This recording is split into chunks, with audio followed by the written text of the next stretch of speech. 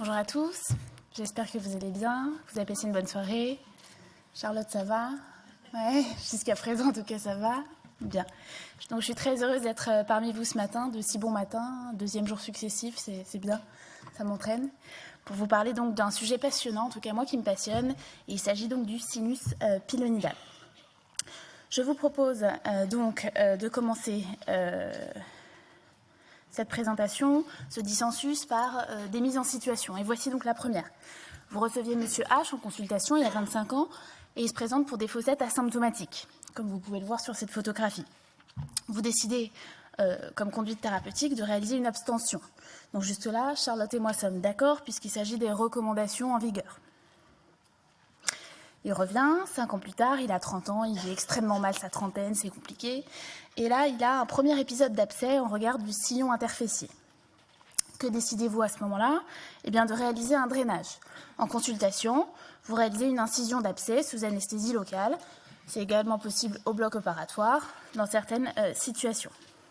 Là encore, le docteur Charlotte Favreau et moi-même sommes d'accord, puisqu'il s'agit des recommandations, et pour une fois, les recommandations aussi bien allemandes, américaines qu'italiennes sont d'accord là-dessus. C'est super, ça permet un soulagement immédiat des douleurs de votre patient, et ça aurait pu s'arrêter là, sauf que le risque de récidive n'est pas nul, puisqu'il est compris entre 15 et 40%. C'est donc ce qui se passe. Monsieur H vient vous voir 3 mois plus tard avec un abcès récidivant, un second épisode d'abcès.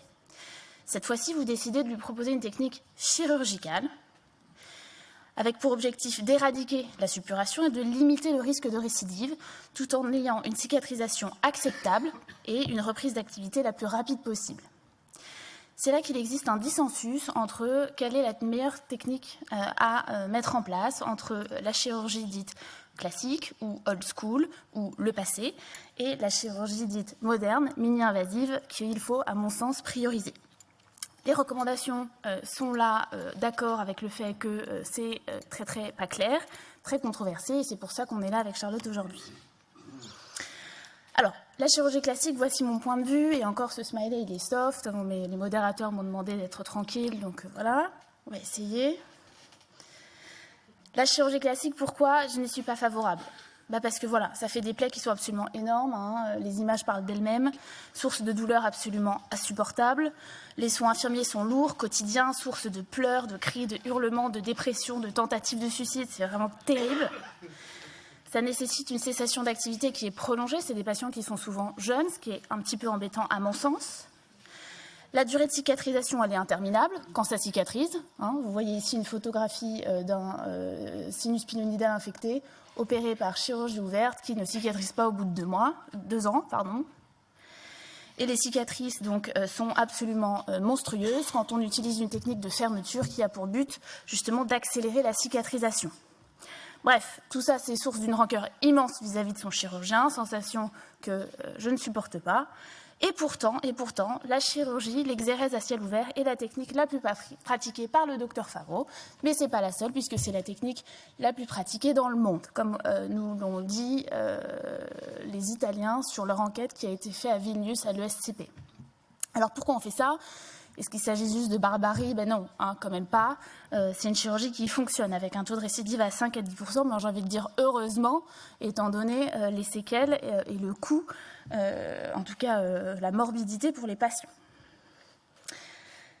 N'y a-t-il pas une alternative? Est-ce qu'on ne peut pas faire plus gentil, simplifier les suites post-opératoires sans pour autant compromettre la guérison? Cette question, elle n'est pas nouvelle, puisqu'elle s'est posée dès les années 60, date à partir de laquelle les techniques mini-invasives ont vu le jour. Donc, parmi les techniques mini-invasives les plus anciennes, on peut citer la phénolisation, la sinusotomie, la sinusectomie, ou encore l'injection de colle, qui sont pour la plupart des techniques abandonnées aujourd'hui au profit de techniques plus modernes avec de taux de succès plus élevés. C'est le cas notamment de l'utilisation du laser pour le traitement du sinus pilonidal infecté. L'objectif est donc d'obturer le sinus par une application radiale sur 360 degrés d'une énergie laser, après avoir bien sûr lavé la cavité de manière optimale. Le matériel utilisé est similaire à celui utilisé pour le traitement laser des fistules anales. Est-ce efficace? Donc là, j'ai mis des animaux parce que je sais que le docteur Favreau aime beaucoup et c'est pour l'apaiser un petit peu. Alors, un peu d'études, sinon le professeur Maduri va me dire que je mets que des photos et que ce n'est pas très scientifique. Donc, est-ce que ça marche?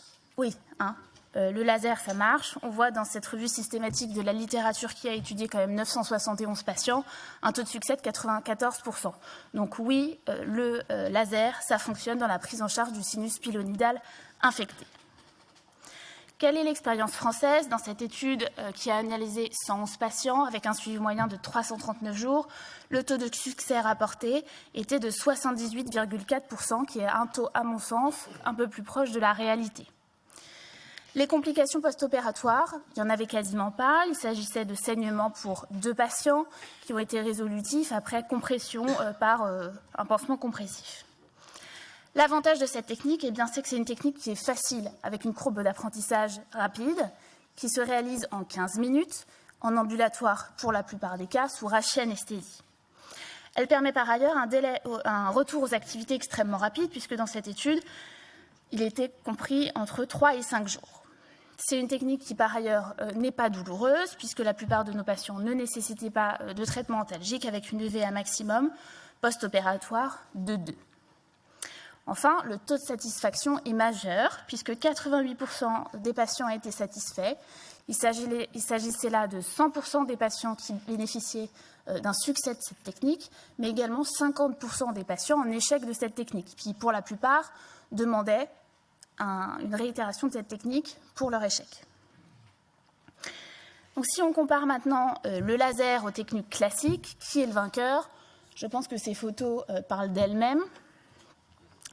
Mais si on s'intéresse aux chiffres de cette étude, en termes de cicatrisation et de récurrence, finalement, les deux techniques sont plutôt similaires en termes d'efficacité et de récurrence.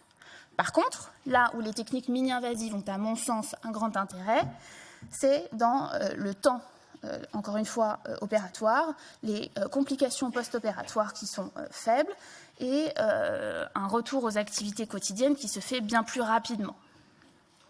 Donc finalement, les techniques mini-invasives et surtout donc, le laser ici, c'est une technique qui est simple, tout le monde peut le faire, rapide, 15 minutes, efficace, comme l'ont montré les études, qui présente l'avantage d'avoir peu de complications et une grande adhésion de la part des patients.